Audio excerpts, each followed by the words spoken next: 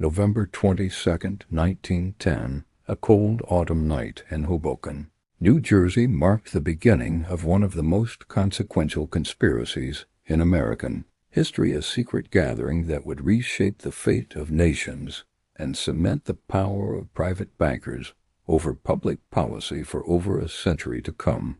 Beneath the flickering gaslights of the train station, a group of newspaper reporters watched with suspicion as 7 men, Senator Nelson Aldrich of Rhode Island, chairman of the Senate Finance Committee and father-in-law to John D. Rockefeller, Jr., Assistant Secretary of the Treasury, a Piatt Andrew, J.P. Morgan's senior partner Henry P. Davison, First National Bank President Charles D. Norton, Bankers Trust Vice President Benjamin Strong, National City Bank President Frank Vanderlip, and Kuhn, Loeb & Co.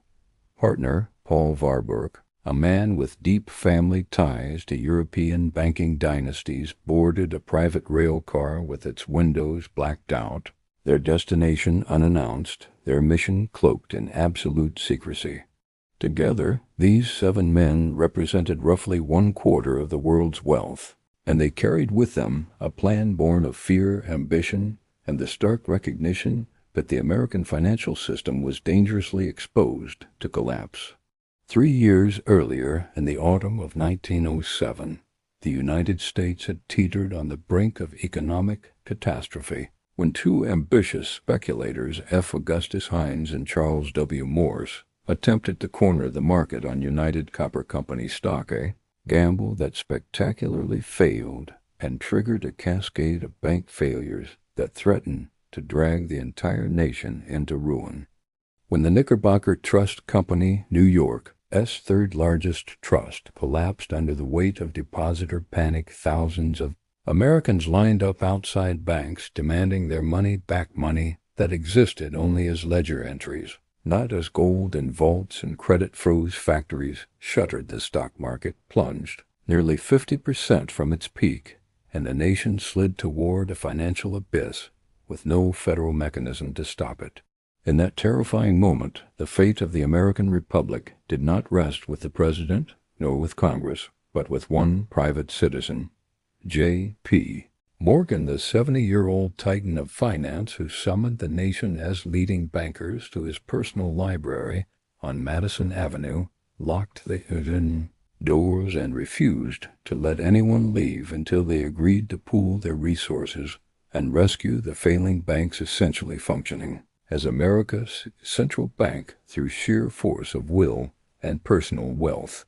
For 3 weeks, Morgan moved millions of his own money, forced other bankers to do the same, and single-handedly stabilized a system that had no other lifeline. And when the panic finally subsided, everyone from Wall Street to Washington realized something terrifying. The survival of the American financial system had depended entirely on the goodwill of one unelected, unaccountable private banker.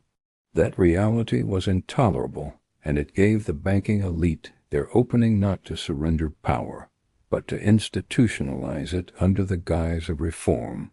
The public demanded that something be done, and Congress responded by creating the National Monetary Commission, led by Senator Aldrich, one of the most powerful politicians in America, and a man deeply connected to the Rockefeller fortune and Wall Street interests.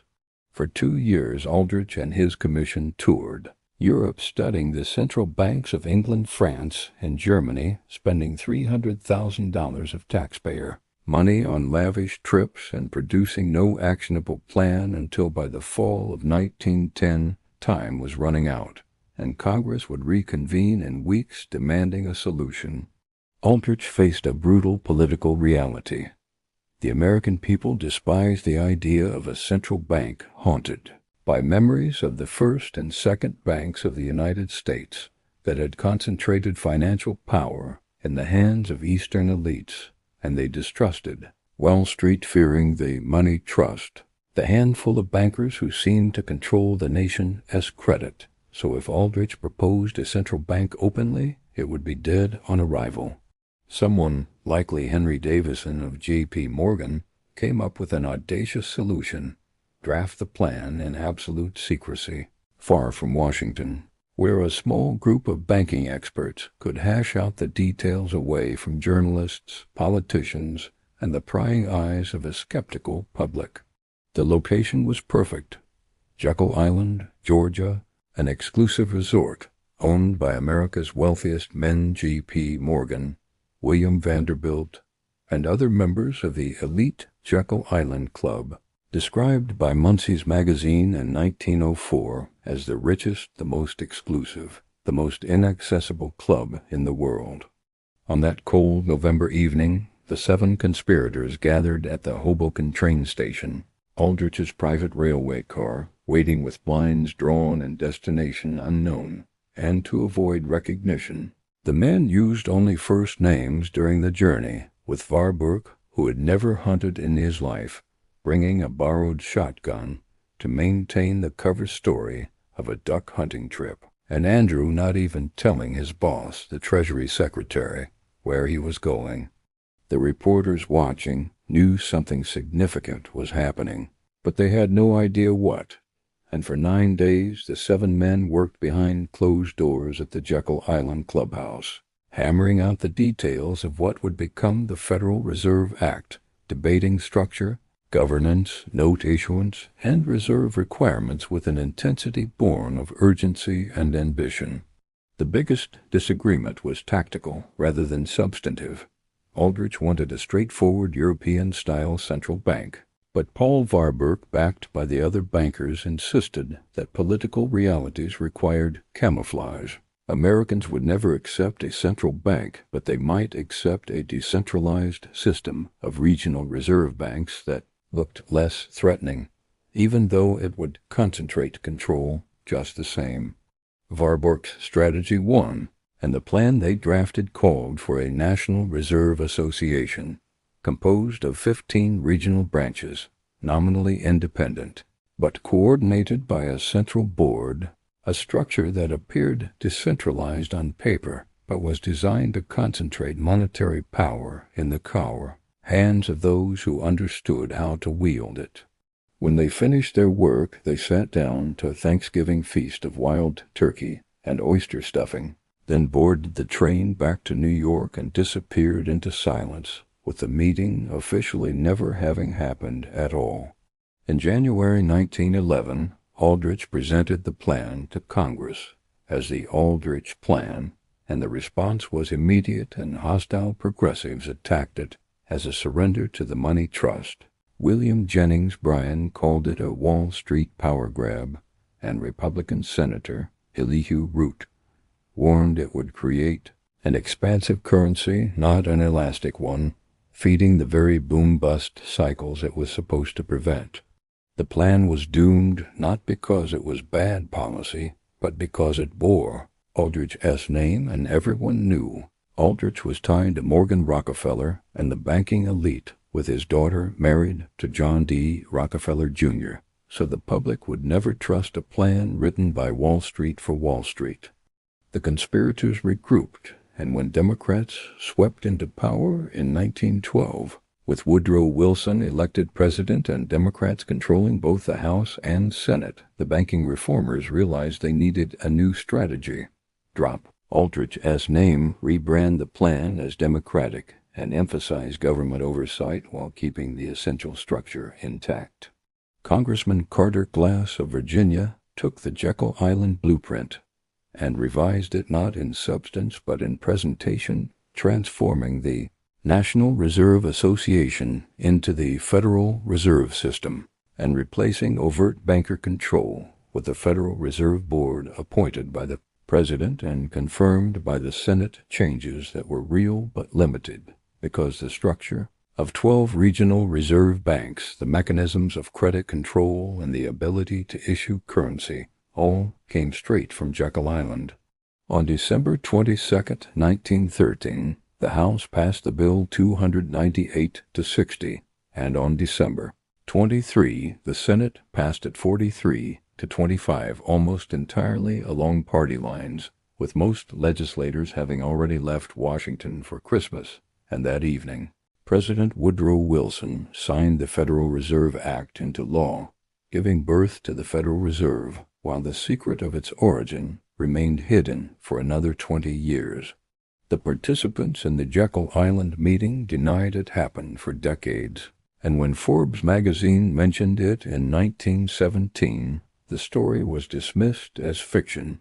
But it wasn't until 1930, when Senator Aldrich's biography was published, that the conspirators finally admitted the truth, revealing that, yes, 7 men representing Wall Street's most powerful banks had met in secret to draft a central banking plan, without public debate, without congressional input, and without transparency.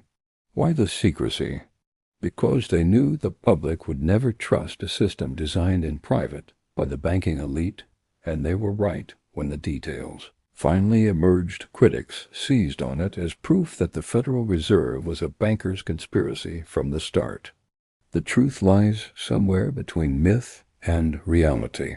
The meeting happened, the plan was written without public input. The Federal Reserve Act closely resembled the Jekyll Island blueprint, despite later modifications, and the system gave bankers significant influence over the nation's money. Supply influence they retain to this day, but the Fed is not owned by private banks in the way conspiracy theories claim, as it as a hybrid institution, with member banks holding non-tradable stock in regional Federal Reserve banks, while the Federal Reserve Board is appointed by the President, confirmed by the Senate, reports to Congress, and remits its profits to the U.S. Treasury rather than to private shareholders. What the Jekyll Island conspirators actually created was not a cartoon villain-esque plot, but a patriotic conspiracy, a backroom deal, by men who believed they were saving the nation while also ensuring that the system they designed would serve their interests. Men who weren't evil but weren't heroes, either elites shaping a system in their own image while believing, perhaps rightly, that the public was too ignorant or too divided to design a better one. Today, the Federal Reserve is the most powerful unelected institution in America, controlling interest rates, creating money, and making or breaking entire economies with single policy decisions, operating with a level of independence that no other government agency enjoys. Did the Jekyll Island conspirators foresee this? Probably not in 1910. They thought they were designing a system to prevent bank panics, but what they actually created was the blueprint for modern central banking, a system that concentrates monetary power in the hands of technocrats, insulated from democratic accountability.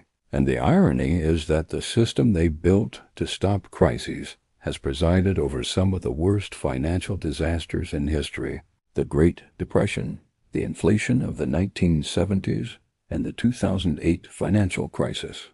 Whether the Fed has made things better or worse is still debated by economists a century later, but one thing is not debatable: the American people never got to decide whether they wanted this system. It was decided for them in secret on an island by men who represented wealth and power rather than the public interest. That is the real lesson of Jekyll Island, not that central banks are evil or that bankers are villains, but that when the rules of money are written in secret by elites for elites, ordinary people always pay the price, because money is power, and power once concentrated is never easily surrendered. If this gave you a new perspective, hit subscribe, because history has the answers. I'll show you where to look.